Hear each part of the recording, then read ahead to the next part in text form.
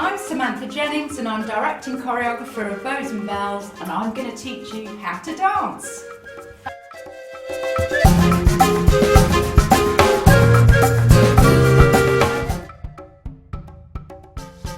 We're going to learn today how to develop your ballet technique, and one of the main things we're going to start off with, which is very important, is posture and how we stand.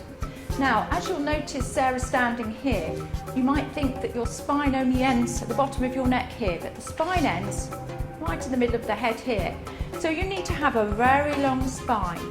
We have to make sure that the pelvis is neither tipped forwards, it's neither tipped backwards, but it's absolutely in the middle. And finally, we have to make sure that Sarah's eye line is looking slightly above her own eye level. The second thing that dancers want to improve is their turnout, and that's about the ball and socket joint in the top of the hip, which turns around. And just to prove this to you, Sarah's sitting in frog's legs to show her turnout facility.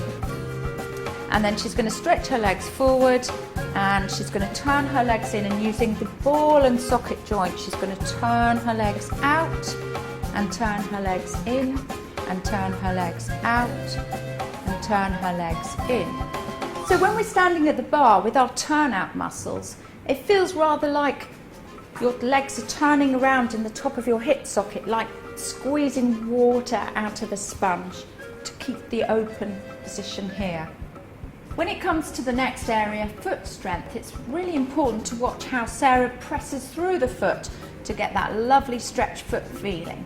Pushing through the metatarsal arch, stretching, and then coming back up.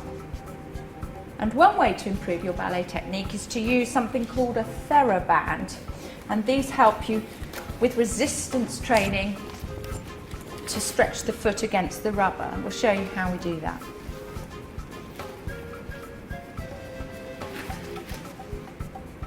So once again, the foot is pressing through, but there's more resistance now, so that really strengthens your feet, ready for the ballet class.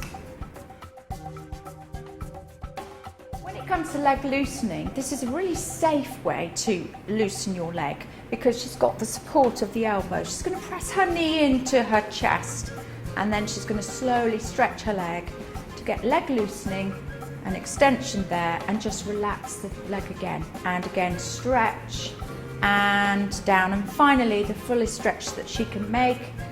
And this is a supported stretch and quite safe.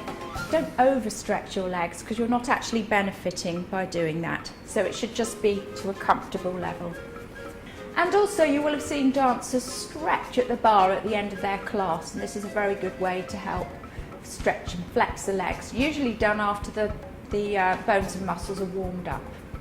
Elevation jumping is rather like an elastic band. The more you bend and stretch, the higher your jump will be.